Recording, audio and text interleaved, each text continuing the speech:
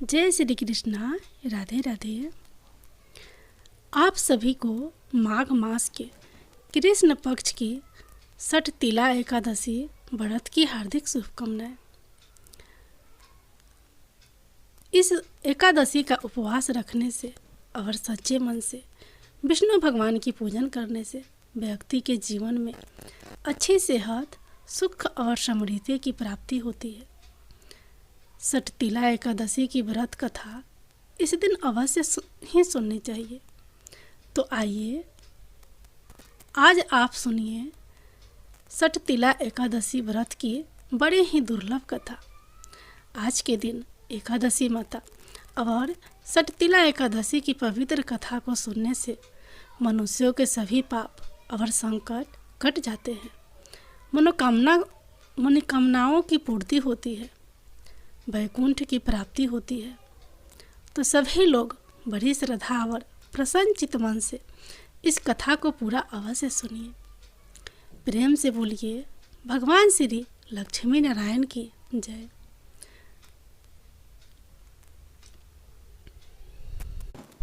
बहुत पहले मृत्यु लोक में एक ब्राह्मण महिला रहती थी। वह हमेशा व्रत उपवास किया करती थी और एक बार वो लगातार 1 महीने तक उपवास करती रही। इससे वो शारीरिक रूप से काफ़ी कमज़ोर हो गई। हालांकि वो बहुत बुद्धिमान थी, लेकिन उसने कभी भी देवताओं तथा ब्राह्मणों को अनाज का दान नहीं किया। भगवान विष्णु ने सोचा कि इस ब्राह्मणी ने तो व्रत व पूजा से अपना शरीर तो पवित्र कर लिया है, इसको स्वर्ग लोक में स्थान भी मिल जाएगा, लेकिन इसने कभी अन्न दान नहीं किया, जिससे इसे स्वर्ग में अन्न व धन आदि नहीं मिलेगा। ये सब सोचने के बाद विष्णु भगवान मृत्यु लोक पहुँचे और उस महिला से अन्न की भिक्षा मांगी। इस पर ब्राह्मणी ने कहा, हे बाबा, आप यहाँ क्यों आए हैं? विष्णु जी ने कहा, मुझे भिक्षा चाहिए। ये सुनकर महिला ने भगवान को एक मिट्टी का टुकड़ा दान में दे दिया। वो उस ढेले को लेकर वापस स्वर्ग लौट आए। कुछ समय बीता और वो ब्राह्मणी अपना शरीर छोड़ स्वर्ग आ गई। मिट्टी के ढेले के दान के कारण उसे उस जगह एक आम के पेड़ सहित घर मिला, लेकिन उस घर में और कोई भी वस्तु नहीं थी। वह घबराई हुई विष्णु भगवान के पास आई और बोली, हे प्रभु, मैंने अनेक उपवास किए, आपकी पूजा अर्चना की है, लेकिन फिर भी मेरे घर में कुछ नहीं है। इसका क्या कारण है? विष्णु जी ने कहा, ब्राह्मणी, तुम अपने घर जाओ और जब देव स्त्रियाँ तुमसे मिलने आए तब तुम उनसे छठ तिला एकादशी व्रत का महत्व और उसका विधान पूछना, और जब तक वो ना बताएं तब तक द्वार नहीं खोलना। ये सुनकर महिला अपने घर गई और जब देव स्त्रियाँ आई और द्वार खोलने के लिए कहने लगी, तब उनसे कहा, अगर आप मुझे देखने आई हैं तो पहले मुझे छठ तिला एकादशी व्रत की विधि व महत्व बताएं। तब उनमें से एक देव स्त्री ने कहा, ठीक है, मैं तुम्हें इस उपवास के बारे में सब कुछ बताती हूँ, तुम बस ध्यान से सुनो। जब उस देव स्त्री ने छठ तिला एकादशी के बारे में बता दिया, तब उस ब्राह्मणी ने द्वार खोल दिया। देव स्त्रियों ने देखा कि वो महिला स्वर्ग में आने के बाद भी मनुष्य जैसे ही है। उस ब्राह्मणी ने देव स्त्रियों के कहे अनुसार छठ तिला एकादशी का उपवास किया और इसके प्रभाव से वह बहुत ही सुंदर हो गई। साथ ही उसका घर धन धान्य से भर गया।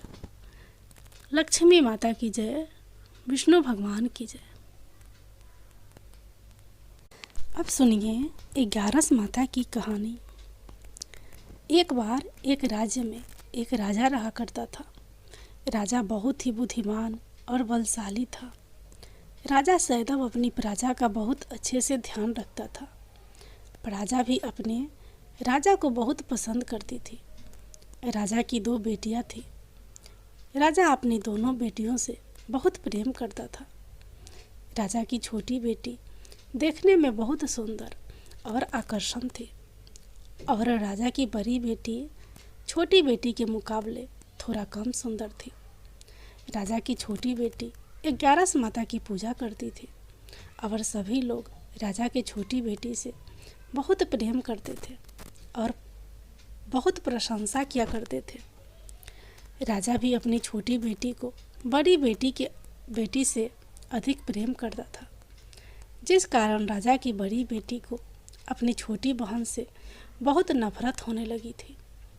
राजा की दोनों बेटियां जब बड़ी हो गई तब एक पड़ोस राज्य में रहने वाला राजकुमार राजा की बड़ी बेटी के लिए रिश्ता लेकर आया। लेकिन जैसे ही उस राजकुमार की नज़र राजा की छोटी बेटी पर पड़ी तो वह राजकुमार राजा की छोटी बेटी पर आकर्षण हो गया और उससे पहली नज़र में प्रेम कर बैठा। उस राजकुमार ने राजा की बड़ी बेटी के साथ विवाह करने से मना कर दिया और उसने राजा से कहा कि मैं आपकी छोटी बेटी से विवाह करना चाहता हूँ। जिसके बाद राजा की बड़ी बेटी यह देखकर अपनी छोटी बहन से बहुत क्रोधित हो गई और राजा की बड़ी बेटी ने अपनी छोटी बहन को अपना सबसे बड़ा दुश्मन मान लिया। राजा की बड़ी बेटी ने अपनी छोटी बहन से बदला लेने का निर्णय लिया, जिसके लिए उसने अपनी छोटी बहन को जान से मारने का प्लान बनाया। राजा की बड़ी बेटी ने अपनी छोटी बहन को मारने के लिए सबसे पहले एक लड्डू में जहर मिलाकर अपनी छोटी बहन को दे दिया और उसको लड्डू खाने के लिए कहा। लेकिन लड्डू खाने के बाद भी छोटी बहन को कुछ नहीं हुआ। बड़ी बहन यह देखकर बहुत आश्चर्यचकित हो गई, लेकिन बड़ी बहन ने हार नहीं मानी और उसने जब रात में छोटी बहन अपने कमरे में सो रही थी तब एक मटके में सांप रहकर उसके कमरे में छोड़ दिया। लेकिन सांप भी छोटी बहन का कुछ नहीं कर पाया। जिसके बाद बड़ी बहन ने अपनी छोटी बहन से कहा कि चलो हम लोग कुएं से पानी भर कर लाते हैं। जिसके लिए वह अपनी छोटी बहन को पानी भरने के बहाने कुएं के पास ले गई और उसने अपनी छोटी बहन को कुएं में धक्का दे दिया। लेकिन छोटी बहन को तब भी कुछ नहीं हुआ, क्योंकि हर बार 11 माता उसकी रक्षा कर रही थी और उधर बड़ी बहन अपने सारे प्रयासों के बाद असफल हो रही थी, जिससे वह बहुत क्रोधित होती जा रही थी। फिर उसने अपनी छोटी बहन के पास जाकर उससे खुद ही पूछा कि मेरी छोटी बहन, तुमको पता है भगवान ने सबकी मृत्यु एक निश्चित समय पर लिखी हुई है और कैसे तुम्हारी मृत्यु होगी, क्या यह तुम जानती हो? तब छोटी बहन ने अपनी बड़ी बहन को बताया कि हाँ, मैं तो जानती हूँ मेरी मृत्यु कैसी होगी। छोटी बहन से यह सुनकर बड़ी बहन मन ही मन बहुत प्रसन्न होने लगी और उसने अपनी छोटी बहन से कहा कि तो मुझे अपनी मृत्यु का राज बताओ। छोटी बहन ने अपनी बड़ी बहन से कहा कि मेरी मृत्यु तो एक तोते में है। जो तोते के गले में एक हार है, उससे मेरी मृत्यु होगी। जब तक कोई भी व्यक्ति तोते को मारकर वह हार अपने गले में पहनेगा तो मैं मूर्छित हो जाऊंगी, और जैसे ही उस हार को अपने गले से उतारेगा तो मैं वापस से जीवित हो जाऊंगी। अपनी छोटी बहन की मृत्यु का राज जानकर बड़ी बहन बहुत खुश हो गई और उसने अपनी छोटी बहन को मारने के लिए उसके पालतू तोते को ढूंढना शुरू कर दिया। और छोटी बहन को इस बात का आभास हो गया था कि कोई उसकी जान लेना चाहता है, जिसके लिए वह अपने पिताजी के पास गई और उसने अपने पिताजी से कहा कि पिताजी, मेरी मृत्यु के बाद आप मुझे जलाइएगा मत, बल्कि आप मुझे अपनी पुरानी वाली हवेली में एक पलंग में लिटाकर छोड़ दीजिएगा। अपनी छोटी लड़की की यह बात सुनकर राजा बहुत आश्चर्यचकित हो गए। राजा ने अपने छोटी बेटी से पूछा, बेटी तुम ये क्या कह रही हो? तब राजा की छोटी बेटी ने बताया, पिताजी समय किसी के लिए नहीं रुका है, कब क्या हो जाए किसी को कुछ पता नहीं है।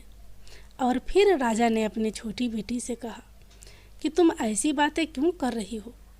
2-3 दिन में तो तुम्हारा विवाह है।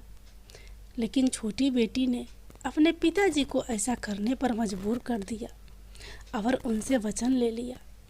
राजा ने भी अपनी छोटी बेटी की बात स्वीकार कर ली।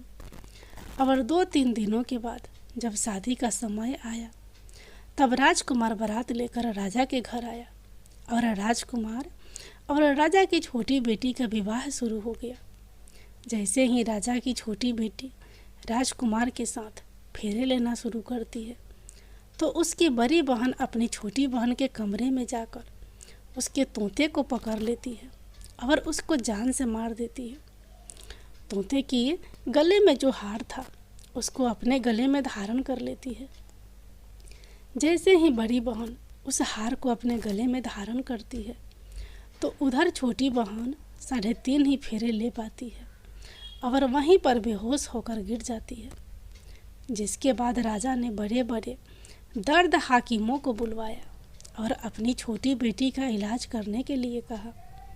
राजा की बात सुनकर वैद्य ने छोटी बेटी को जब चेक किया तो राजा को बताया कि आपकी छोटी बेटी ना तो जीवित है और ना ही मरी हुई है। यह मैं ऐसा पहली बार देख रहा हूँ। राजा ने वैद्य और हाकिम को यह बात बाहर बताने से मना कर दिया और उनको कहा कि अगर तुमने यह बात किसी को बाहर बताई तो हम तुम्हें फांसी दे देंगे। राजा ने अपनी छोटी बेटी को पुराने महल में जाकर एक पलंग में लेटा दिया और वहाँ पर कुछ सैनिक को तैनात कर दिया। वापस अपने महल पर आ गया। राजा की बड़ी बेटी अपने पिताजी के पास आई और कहने लगी कि पिताजी, अगर यह शादी संपन्न नहीं हुई तो आपकी इज्जत का क्या होगा? आप कहे तो मैं आपकी इज्जत बचाने के लिए राजकुमार से शादी करने के लिए तैयार हूँ। जिसके बाद राजा ने अपने बड़ी बेटी की बात मान ली और राजा ने बड़ी बेटी को छोटी बेटी के कपड़े पहनाकर मंडप पर भेज दिया। लेकिन राजकुमार यह जान गया कि यह राजा की छोटी बेटी नहीं है बल्कि यह राजा की बड़ी बेटी है। लेकिन जब राजकुमार ने शादी करने से मना किया तो सभी लोगों ने राजा को विवश करके राजा की बड़ी बेटी से बचे हुए फेरों का संपन्न करा दिया और विवाह करवा दिया। जिसके बाद राजकुमार राजा की बड़ी बेटी को अपने महल में ले गया। राजकुमार राजा की बड़ी बेटी से ना तो बात करता था, ना ही उसको पसंद करता था और ना ही उसके आसपास भटकता था। और राजकुमार ने यह फैसला लिया था कि वह अपनी प्रेमिका को ढूंढ कर रहेगा और यह जानकर रहेगा कि उसके साथ आखिर हुआ क्या था। एक दिन राजकुमार अपने घोड़े पर सवार होकर राजा के पुराने महल के पास पहुंच गया, जहां पर उसने कुछ सैनिकों को देखा। महल के पास पहुंचकर राजकुमार ने जब महल को ध्यान से देखा तो वह समझ गया कि यह तो हमारे ससुर जी का महल है। तब राजकुमार ने सैनिकों से पूछा, तुम लोग यहाँ पर क्या कर रहे हो और इस महल के अंदर उस पलंग में कौन लेटा है? जिसके बाद सैनिकों ने बताया कि यहाँ पर राजा की छोटी बेटी लेटी है। यह सुनकर राजकुमार बहुत खुश हो गया और वह तुरंत अपनी प्रेमिका के पास पहुँच गया और उसकी सेवा करने लगा। जैसे ही रात हुई तो राजा की छोटी बेटी उठकर खड़ी हो गई। राजकुमार यह देखकर बहुत खुश हो गया और उसने अपनी प्रेमिका से पूछा कि तुम यहाँ क्या कर रही हो? तुम मेरे साथ मेरे घर चलो। राजा की छोटी बेटी ने राजकुमार को सारी बातें बता दी कि मेरी जान एक तोते में बसी थी और मैंने यह बात सिर्फ अपनी बड़ी बहन को बताया था और मुझे पता है कि उसने ही मुझे मारने का प्रयास किया है। उसके पास एक हार है जिसको वह सुबह पहन लेती है और रात को उतार देती है। जब तक वह हार को पहनने ले रहती है तब तक मैं मूर्छित रहती हूँ, और जैसे ही वह हार को उतार देती है तो मैं जीवित हो जाती हूँ। और जब तक मेरी बड़ी बहन के पास वह हार है तब तक मैं ऐसे ही जीवित और मूर्छित होती रहूँगी। अगर मेरी बड़ी बहन के पास जो हार है वह मेरे हाथ में लग जाए तो मैं हमेशा के लिए जीवित हो जाऊँगी। राजकुमार यह बात सुनकर राजा की छोटी बेटी के पास रहने का निर्णय ले लिया और उसने अपने बचे हुए सारे फेरे उस पलंग में लेटी राजकुमार की छोटी बेटी के साथ ले लिए और अपना विवाह पूर्ण कर लिया और वहीं पर ही रहने लगा। देखते ही देखते कुछ समय में राजा की छोटी बेटी और राजकुमार की पत्नी पेट से हो गई। एक दिन राजकुमार को किसी काम से बाहर जाना पड़ा। तब छोटी बेटी के पेट में बहुत तेज से दर्द होने लगा, जिसके बाद उसने 11 माता का आह्वान किया।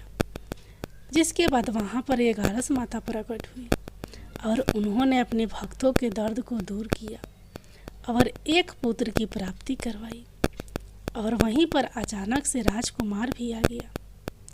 राजकुमार ने 11 माता को देखा तो वह आश्चर्यचकित हो गया और उसने तुरंत माता को प्रणाम किया।